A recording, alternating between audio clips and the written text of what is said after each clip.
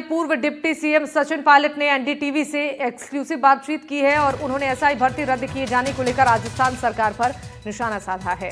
उन्होंने कहा है कि सरकार को इस कंफ्यूजन को क्लियर करना चाहिए कि कोर्ट ने क्या बोला है, अदालत क्या बोल रही है, सरकार क्या बोल रही है, ये लोगों को पता ही नहीं है। पूरे जिस तरीके से मामले पर राजनीति हो रही है, इस पर भी उन्होंने टिप्पणी की है और उन्होंने कहा कि पूरे पौने 2 साल सरकार कंफ्यूज रही है और अभी भी क्लियर नहीं किया जा रहा है। पूर्व डिप्टी सीएम सचिन पायलट जैसलमेर दौरे पर है और लगातार जो है वो हुजूम उमड़ा है। कार्यकर्ताओं का हर जगह स्वागत और सत्कार मिला। आज कर्नल सोनाराम जी के परिजनों की से भी मुलाकात की। आज कर्नल साहब को श्रद्धांजलि देने के लिए हम सब लोग आए थे और उन्होंने इस इलाके में बहुत योगदान दिया है। उनकी राजनीति को सब पहचानते थे और लंबे समय तक जनसेवा उन्होंने करी है। हम सब उनको याद करते हैं। मुझे उनके साथ काम करने का मौका मिला। राजस्थान के लिए, जैसलमेर बाड़मेर के लिए, किसानों के लिए, फौजियों के लिए हमेशा अपनी आवाज बुलंद रखी थी और हम सब उनको स्मरण करते हैं, श्रद्धांजलि देते हैं। सर, एसआई भर्ती परीक्षा को लेकर बार बार कहा जा रहा है कि रद्द कर दी जाएगी। अब रद्द हो गई है, कोई कह रहा है सरकार पर निर्णय। आखिर मसला है क्या? अरे भाई, इस कंफ्यूजन को सरकार को क्लियर करना चाहिए। हाई कोर्ट ने क्या बोला है, अदालत क्या बोल रही है, सरकार क्या बोल रही है, मीडिया क्या बोल रही है, लोगों को पता ही नहीं है। तो पौने 2 साल तक ये सरकार पूरी कंफ्यूज रही है। जब एक समिति बनी थी इस पर विचार करने के लिए, उस समिति की रिपोर्ट ने कुछ और बोला, मंत्री कुछ और बोलते हैं, सरकार ने हलफनामा कुछ और दिया, कोर्ट का निर्णय कुछ और आया है। तो पूरा कंफ्यूजन जो किया है इसकी जिम्मेदार सिर्फ सरकार है। और ये बात सच है कि भ्रष्टाचार हुआ है और लिखित में कोर्ट ने लिखा है कि आरपीएससी में भ्रष्टाचार हुआ है और इसकी पूरी जांच होनी चाहिए और जो दोषी पे कठोर कार्रवाई करनी चाहिए। हर बार आप कहते हैं कि पेपर लीक एक नहीं हर बार समस्या है। क्या समाधान नजर आता है इसका? तो सरकारों की अगर इच्छा शक्ति है तो लीक नहीं होगा। और जो लीक करते हैं, करवाते हैं, वो नेता हो, अधिकारी हो, वो बहुत बड़ा अन्याय करते हैं नौजवानों के साथ। वो कभी स्वीकार नहीं हो सकता। सर, वोट चोरी की बात को लेकर विधानसभा का भी घेराव किया, लेकिन लगातार एसआईआर के मुद्दे को लेकर कांग्रेस मुखर है। क्या लगता है बिहार के बाद राजस्थान में भी ऐसा? बिहार में लाखों लोगों के नाम काटे गए हैं। वो तो कोर्ट ने इंटरवीन किया है, बोला है कि आधार कार्ड भी एक प्रमाण होगा वोट डालने का। लेकिन जो निर्वाचन आयोग का रवैया है वो पारदर्शी नहीं है, ट्रांसपेरेंट नहीं है, सवालों के जवाब मिलते नहीं है। और राहुल जी ने यात्रा जो निकाली है बिहार के अंदर, उसे अपार जन समर्थन मिला है। तो एसआईआर हो, वोटर लिस्ट की गड़बड़ी हो, पार्टीज को वोटर लिस्ट मिलनी चाहिए ताकि हम उसको कंपेयर कर सकें, चेक कर सकें। पंचायती राज चुनाव, नगर निकाय चुनाव, उसका इंतजार है लोगों को। क्या लगता है सरकार क्यों चुनाव नहीं करा रही? सरकार डर के मारे नहीं करा रही चुनाव। देखिए, सचिन पायलट जैसलमेर दौरे पर और इस दौरान उन्होंने एसआई भर्ती को लेकर बड़ा बयान दिया और उनका कहना है कि एसआई भर्ती परीक्षा जो रद्द हुई है उसको लेकर क्या कोर्ट की क्या फैसले आए हैं, सरकार क्या स्टैंड लेने वाली है। बहुत ज्यादा कंफ्यूजन है और कंफ्यूजन जनता के बीच, युवाओं के बीच है।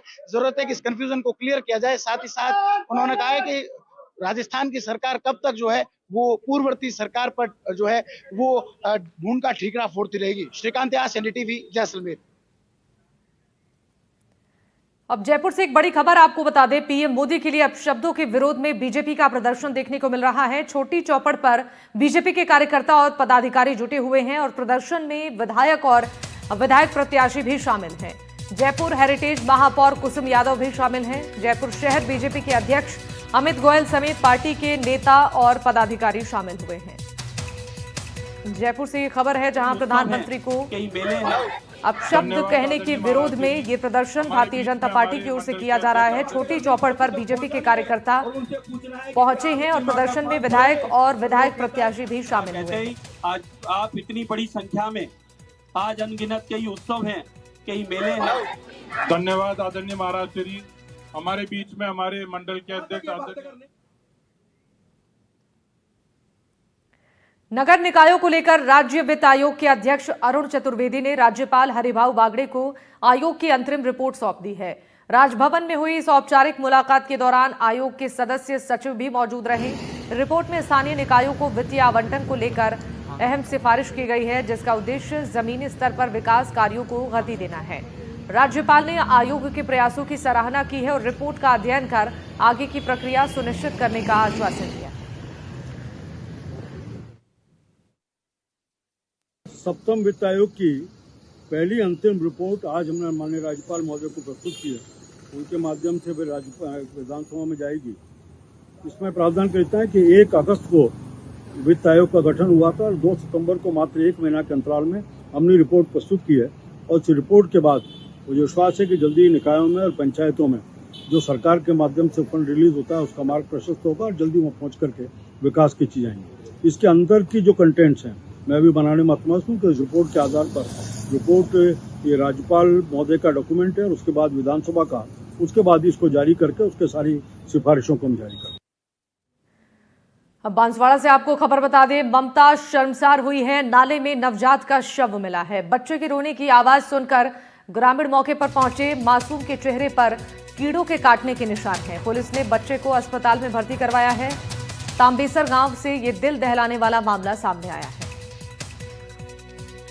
बांसवाड़ा से ये बड़ी खबर है, जहां ममता शर्मसार हुई है। नाले में एक नवजात का शव मिला है। दरअसल बच्चे की रोने की आवाज सुनने के बाद ग्रामीण पहुंचे। मासूम के चेहरे पर कीड़ों के काटने के निशान दिखे हैं। पुलिस ने बच्चे को अस्पताल में भर्ती कराया है। बता दें कि तांबेसर गांव से ये दिल दहलाने वाली घटना सामने आई है।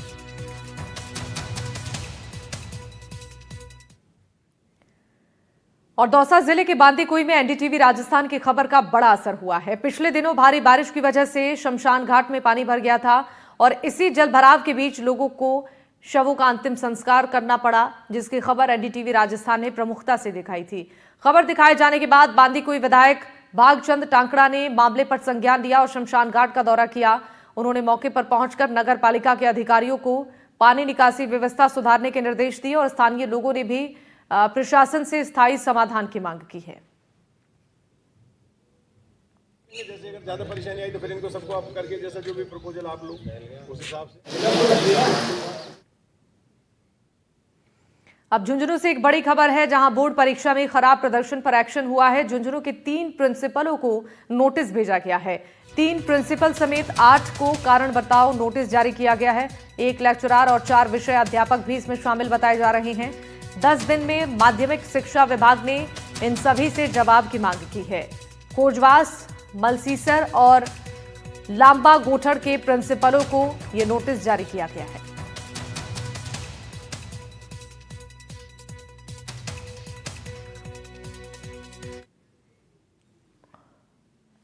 एक और बड़ी खबर झुंझुनू से आपको बता दें, अस्पताल में इलाज के दौरान वृद्धा की मौत। परिजनों ने अस्पताल पर लापरवाही का आरोप लगाया है। बता दें कि पथरी का ऑपरेशन करवाने के लिए वृद्धा पहुंची थी।